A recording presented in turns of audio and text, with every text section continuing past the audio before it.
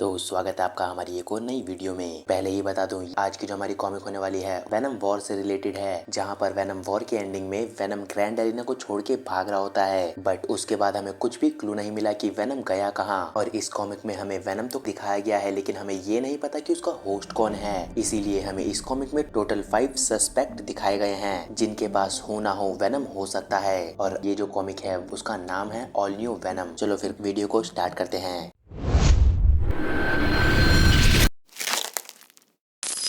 Comic की starting में हमें मैडम मास्क दिखाई जाती है, जो कि हमारा सस्पेक्ट नंबर 1 है, और वो कोर्ट के बीचों बीच एक प्रिजन में लॉक है। और कोर्ट में यही बात चल रही होती है कि मैडम मास्क न्यूयॉर्क का एक न्यू सिम्बायोट है, और वो वेनम से रिलेटेड जितने भी पास्ट के केसेस हैं उन सभी को खोल रहे हैं। एंड वहीं दूसरी साइड वो सभी टीवी पे लाइव हैं। और तभी हमें ल्यूक केज दिखाया जाता है, जो कि न्यूयॉर्क का मेयर है। एंड ये हमारा सस्पेक्ट नंबर 2 है। और ल्यूक केज के जस्ट बगल में ही रॉबी रॉबर्टसन बैठा हुआ होता है, जो कि डेली ब्यूगल में काम करता है। एंड रॉबी और ल्यूक केज में एक बात स्टार्ट होती है, जिसमें उन दोनों की अनबन हो जाती है, जहाँ पर रॉबर्टसन कहता है कि तुम एक मेयर हो और तुम इन सब चीजों को हैंडल नहीं कर पा रहे। जहाँ हमें पता चलता है कि रॉबर्टसन की बेटी रैंडी इन सब गैंग वॉर की चीजों में इन्वॉल्व हो चुकी है, इसीलिए रॉबर्टसन इस टाइम पे थोड़ा डिस्टर्ब है। और रॉबर्टसन ल्यूक केज से कहता है कि मैंने तुम्हें इसलिए वोट नहीं दिया था कि मैं हमेशा इस डर में जीऊं और मुझे नहीं पता कि कल क्या होगा। और बता दो कि रॉबर्टसन सस्पेक्ट नंबर 3 है। एंड तभी पीछे से एक बंदा आता है जिसका नाम रिक जोन्स था।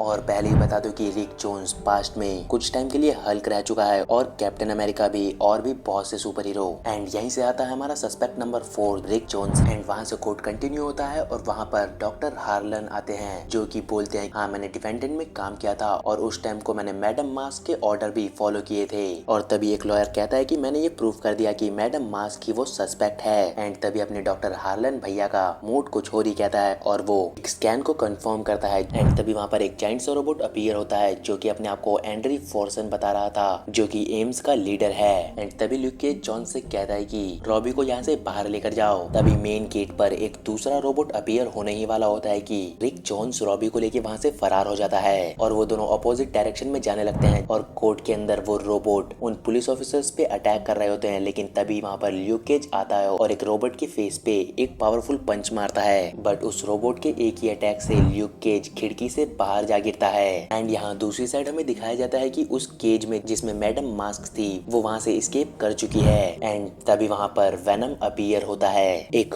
ऑल न्यू वेनम, जिसका सूट बिल्कुल ही डिफरेंट लग रहा था। एंड इसका होस्ट अभी भी अननोन है। एंड वेनम वहाँ आते ही उन सभी रोबोट्स पे अटैक करना स्टार्ट कर देता है, बट वो सभी रोबोट्स भी पीछे नहीं हटते हैं। वो कहते हैं कि हम एडी ब्रॉक को रोक के रहेंगे, लेकिन तभी वो डॉक्टर कहता है कि ये ब्रॉक नहीं है। एंड वो डॉक्टर ये ढूंढने की कोशिश कर रहा होता है कि आखिरकार उस वेनम सिम्बायोट के अंदर है कौन, आखिरकार उसका होस्ट है कौन। एंड तभी उस कोर्ट के अंदर बैठे हुए वो सभी लोग भागने लगते, लेकिन वो जाइंट टाइप रोबोट कहते हैं कि हमारी मेन प्रायोरिटी वेनम है, तो उस पे अटैक करो। एंड तभी वेनम उन सभी को अपने वेब में पकड़ने लगता है। वो उन सभी को फ्लोर पर अपनी वेब के मदद से चिपका देता है। बट तभी एक जाइंट रोबोट वेनम को पीछे से पकड़ लेता है, लेकिन वेनम उसे उठाकर जमीन पे फेंक देता है। एंड तभी वो डॉक्टर और स्टीवन, जो कि उस जाइंट टाइप रोबोट को कंट्रोल कर रहा है, वो वहां से जाने लगते हैं। एंड अगले ही मोमेंट पे वेनम भी वहां से भाग जाता है, और कोर्ट रूम के अंदर वो लॉयर फिर से चिल्लाने लगता है कि उस सिम्बायोट को जान से मारना ही होगा। लेकिन जज बोलता है कि उस बंदे ने आज हमारी जान बचाई है, अदरवाइज स्टीवन उन जाइंट रोबोट्स के साथ हमें मार ही देता। एंड तभी वहां पर रॉबी, जॉनस और ल्यूक केज आते हैं। ल्यूक केज आते ही पूछता है कि आखिरकार मैडम मास्क के साथ क्या हुआ,